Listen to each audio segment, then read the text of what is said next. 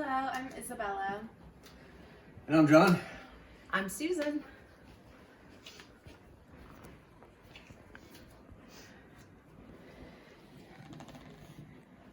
Everybody has something or someone that inspires them. That thing that inspires you can be anything or anyone. I have so many people and things in my life that inspire me. I could literally talk about anyone in my life and there would be some way that they've inspired me.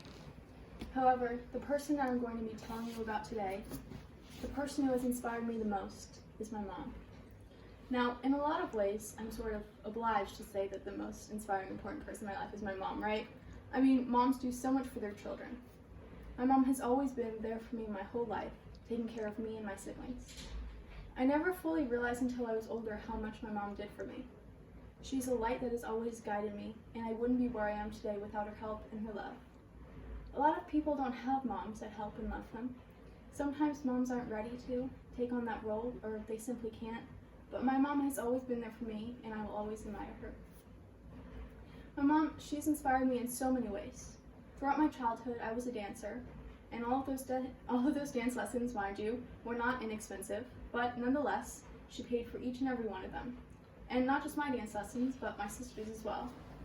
My mother is the most selfless person I know. Each time we would go to the store, she would never buy anything for herself.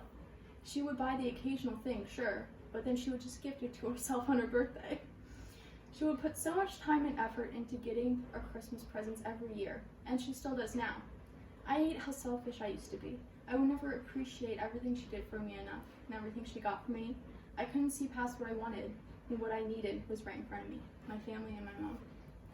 When I was growing up, my family went on a lot of trips around the world. A lot more trips than a lot of people have the privilege of going on. My mom, she organized all of those vacations. Each trip we went on, my mom figured everything out. She booked everything, and she would make an itinerary of everything we would do each day. I have so many amazing memories with my family because of her. I will always remember ice skating on the Eiffel Tower, voyaging across Iceland on those cold and long days, flying in the helicopter over Hawaii, and even though I was terrified, I did it because my mom was there to encourage me, and exploring the streets of Rome. I'm so lucky that I got to experience all of those things with my mom, because even when we lost my dad in the subway in Paris, even though I was terrified, my mom was there to calm me down until we found him. One of the most standout memories I can think of right now with my mom is from a couple of years ago. We were in the Bahamas. We had been there a few days, and then on this day, we were going to get on a boat to a private island. We spent a few hours there, and it was so beautiful.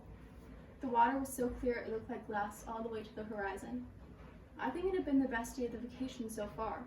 But my mom, she was floating out on a little inflatable raft really far, and she fell asleep.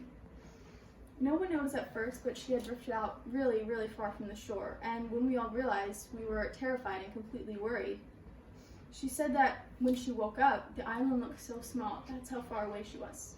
I, of course, started to panic because my mom can't swim, and she was all the way out in the ocean with nothing but a little floaty. And so I got a canoe, and I started paddling out towards her.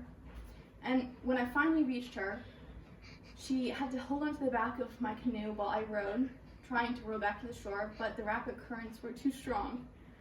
I suggested that she get off the floaty and get on the canoe with me, but she refused because she didn't want to tip the canoe over, leaving both of us stranded in the water.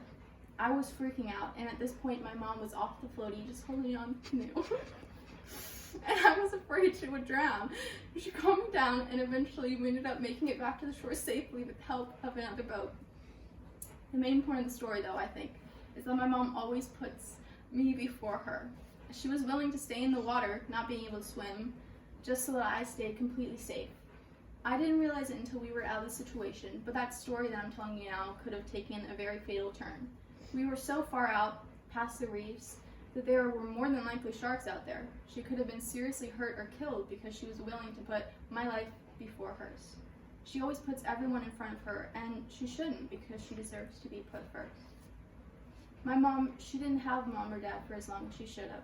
From 13 onwards, it was just her sister, and her granny. What happened to her parents was devastating, and it changed her whole life.